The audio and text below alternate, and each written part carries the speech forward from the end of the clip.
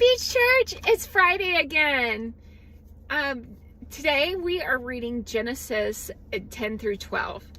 And sorry, I'm in the car, I'm traveling. So we are going to see a transition here. We are going to see where nations are formed and where nations are scattered, and then the nations are redeemed through a promise.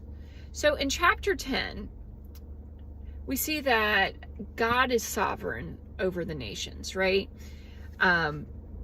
This is known as the Table of Nations.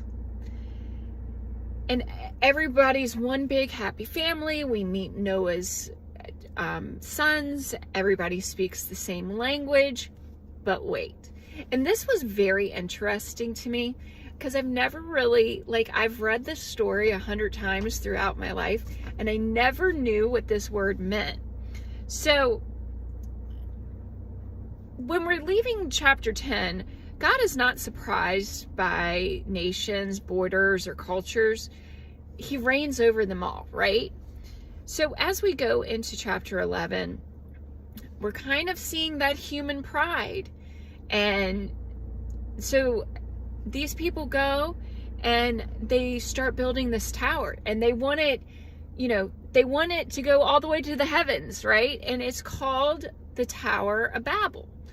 And this angers God. And he's like, no, you're supposed to be worshiping me. You're not supposed to be, building this tower for yourselves. And, they're like, let us make a name for ourselves, and their pride replaces their obedience. So what does God do? He confuses their language, and that is how we got the Tower of Babel. And I never really put those two together, but just think about that. So then we lead into chapter 12. And the call that changes everything, right? So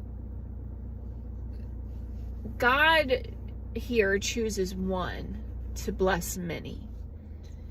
And who does he call? God calls Abram. And what does he want him to do? He wants him to leave everything. Like everything that he knew, everything that was familiar, and God said, I want you to leave all of this. And what does he promise? God promises him great nations, a great name, a blessing to all families of the earth. And what happens? Abram obeys by faith, not clarity. And God establishes a covenant, a promise, not earned, but given. And we're learning here that God's blessings flow through obedience, not comfort. So as we're going through and we're reading this, I want you to remember that it's not about our pride. We're not to build the Tower of Babel. We are to have obedience. And as we go through our lives, it might not be clear, but we have to remain in obedience. So I hope this helps you this week, Beach Church. I love y'all, and I hope to see you on Sunday.